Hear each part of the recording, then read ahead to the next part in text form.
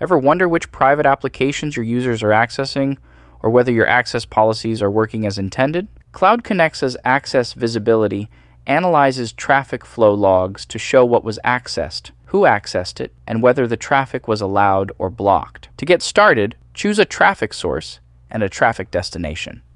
CloudConnexa then displays statistics and information about the access events between them. If you have a large number of user groups, networks, or hosts, use the destination filter to narrow the list. This helps you identify only the traffic sources that have access events associated with the destination you are investigating. Once you select both a source and destination, additional filter fields appear automatically, helping you drill down even further.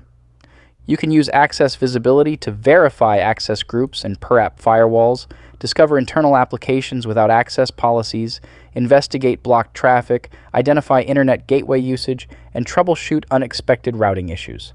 Just filter, drill down, and find the information you need directly in the CloudConnexa administration portal.